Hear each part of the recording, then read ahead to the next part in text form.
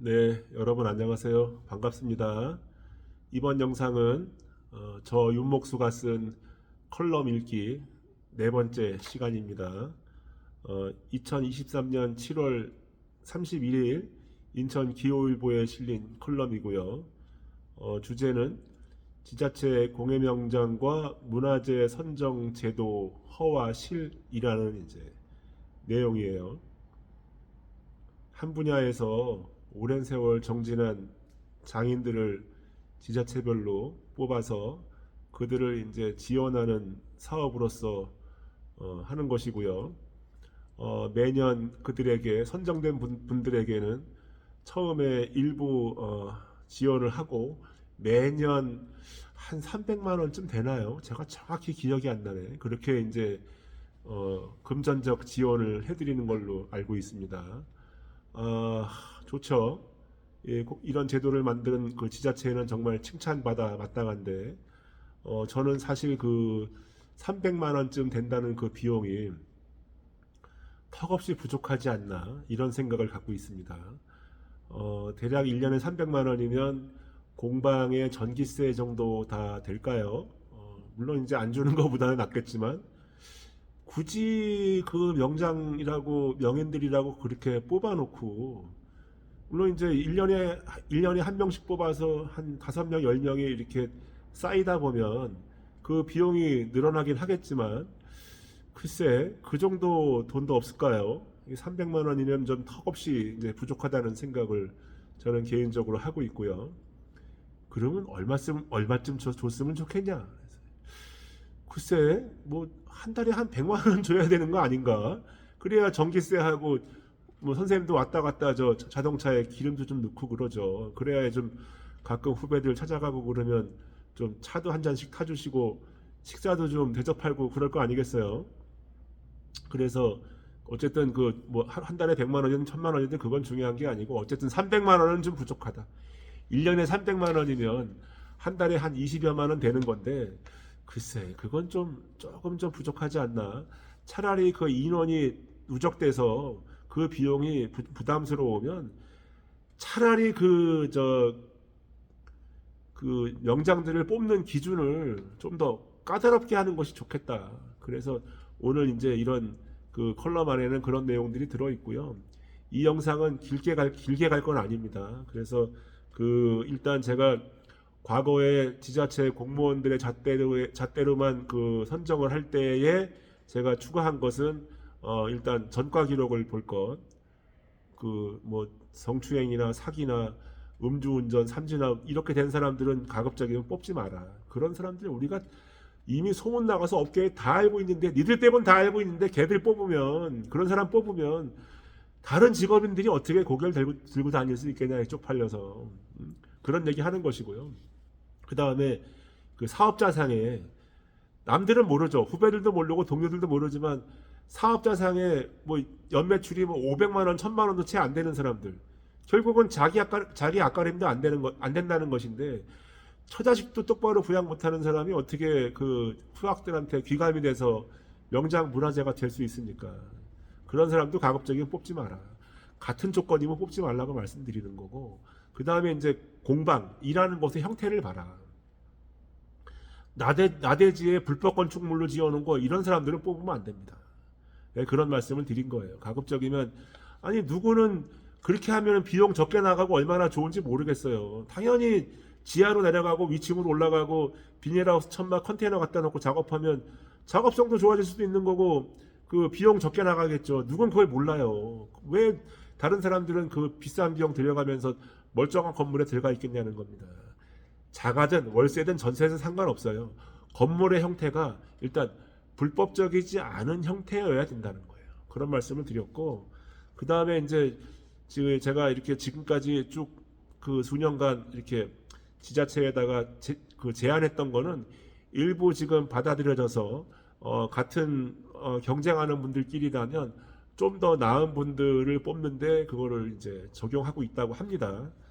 진짜로 하고 있는지는 제가 눈으로 확인을 하지 못했어요. 그리고 우리가 이제 그 또 한 가지 그 지자체별로 갖고 있는 조례 같은 거 만들고 그러면서 추가로 하나 만든 것이, 사실 이거는 명장 문화재분들 들으면 좀 기분 나쁠 수도 있지만 할 수 없는 건데 제가 말씀드릴게요. 선정된 이후에 이분들에 대한 박탈 제도라는 것도 우리가 유지하고 있어야 한다. 과거에는 없었어요. 선정이 되면 그냥 죽으나 사나 그냥 이분들 그냥 끌고 가야 됩니다. 그냥. 근데 다 그런 건 아니지만 개 중에 그분들조차도 좀 민망하고 망신살스러운 파렴치한 사람들이 있는데, 장인으로서 해서는 안 될 짓, 절대 못할 짓, 이런 것들이 있는데 그거를 가감없이 그냥 죄의식 없이 하는 사람들을 그냥 놔두면 되겠습니까? 물론 이 박탈제도라고 하는 게 허울만 있을 수도 있는데 어쨌든 그게 있는 거하고 없는 건 차이가 있다는 거예요. 그래서 장인들에 대한 박탈제도를 만들어야 한다, 이런 거고, 제가 과거에 그 전공을 했고 석사 박사를 해서 지금은 공무원으로 이렇게 박물관 같은 데서 근무하시는 학예사 선생님한테 받은 질문인데, 제가 워크숍을 세미나에 가서 이제 같은 숙소를 쓰게 됐어요. 그래서 이제 둘러 앉아갖고 얘기를 하는데 그런 질문을 하는 겁니다. 선생님 보시기에는 몇 년 정도를 종사해야 영인의 반열에 오르는 후보라고 생각합니까? 저는 30년이라고 합니다. 그 본인도 25년 이상은 해야 된다는 거예요. 근데 저기 누구 사람은 자기가 볼 때 그렇게 안 했다는 거예요. 근데 본인은 그렇게 했다고 주장을 한다는 겁니다. 더 오래 했다고. 본인이 볼 때는 한 20년이나 했을 것 같은데 본인은 이제 40년을 했다 그러니 그 20년이 중간에 부흥 뜬 거 아니겠어요? 그래서 제가 그런 제안을 한 겁니다. 그래서 그렇게 주장하는 사람들은 동정업계에 적어도 20, 30년 이상 그 사업자를 유지한 동료들에게 가서 인적 보증을 받아와라. 이 사람은 몇 년도부터 내가 받고 그때부터 이 일을 한 사람이 맞고 이렇게 정진했다는 사람이 맞다. 그걸 내가 이해 보증한다. 이런 거 가서 받아오라는 거예요. 3명이든 5명이든. 제가 왜 그런 말씀을 드리냐. 그래야 이 사람이 동료들 명장이나 문화재 같은 거 신청할 때는 소문도 안 내고 싹 눈치 작전 하다가 마지막 날 싹 신청서 넣고 딱 되고 나면 다음 날부터 어깨 힘 들어가서 다른 직업인들 차별하는 거 안 한다는, 덜 한다는 거지. 응? 그래야 친구들한테라도 잘할 거 아니냐 하는 거예요. 동료한테라도. 아주 몇십 년 전부터 그 어렵던 시기에 젊을 때부터 알던 동료들한테까지도 좀 더 잘하려고 하는 마음이 있지 않겠냐는 거예요. 왜? 그 도장 받아오려면 평판도 좋아야 되겠고 처세도 잘해야 되겠고 관계도 유지해야 될 거 아닙니까? 제가 인천광역시의 공예협동조합 단체장으로 제가 조합장으로 일한 지가 한 8년 됐나요? 임기가 한 2년 남았나? 이렇게 세월이 안 갈까? 근데 그분들 어느 분야에 가면 각각 몇십 년 동안 서로 알고 지내고 선후배로 지냈던 분들이 지금 서로 문화재가 되겠다고 지금 박터진 부분도 있죠. 저는 그 세 분이 한 자리에 있는 걸 본 적이 없어요. 왜? 서로가 서로를 견제하고 서로가 서로를 좀 씹어야 되기 때문에 그런 세 사람이 한 자리에 모이는 걸 거의 본 적이 없습니다. 어느 날 그 지자체 관련 업무를 하는 그 간부께서 저한테 개인적으로 여쭤본 적이 있어요. 어떻게 했으면 좋겠냐. 저는 솔직히 다 뽑지 마라. 3명 다 뽑지 마라. 왜? 아니 서로가 그렇게 몇십 년 동안 알고 지내고 선후배로 지내고 같은 업종에 그렇게 라이벌이자 경쟁자이자 뭐 동료이자 어떻게 보면 그 사업은 따로따로 하더라도 우리가 동업자 정신을 가져야 되는 거 아니냐는 거예요. 근데 A는 B를 싫어하고 B는 C를 싫어하고 C는 A를 싫어하고 서로가 그렇게 다니면서 씹고 다니면 그 왜 그런 사람들을 명장으로 문화재 명장으로 뽑아야 되냐는 거예요. 다 뽑지 말라 그래. 아예 그냥 심사하지 말라 그러는 거예요. 그런 사람들 뽑으면 뒷말만 나온다 이거. 물론 뒷말이 당신들 공무원들 귀에는 안 들어갈 거다 이거예요. 왜? 우리끼리 하는 얘기니까. 우리가 아무리 그 사람들이 함량 미달이고 개 거지같이 보인다고 해서 공무원들 면제해야 되고 저 사람들 뽑지 말라고 싶겠냐고. 그렇게는 안 하죠. 왜? 우리는 배합하는 민족이 아니에요.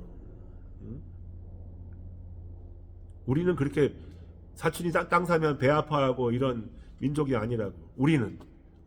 우리 전체의 민족은 사촌이 땅 사면 배가 아픈 사람일지 몰라도 우리는 그러지 않았다는 거지. 우리는 그래도 마음으로라도 좀 잘 됐으면 좋겠고 잘 해주길 바라지만 그렇게 하지 않는다고 해서 우리가 그런 사람들 그냥 이렇게 단칼에 그냥 싹 매도하고 그러지는 않는다는 거죠. 그래서 그런 아쉬움을 갖고 있는 거예요.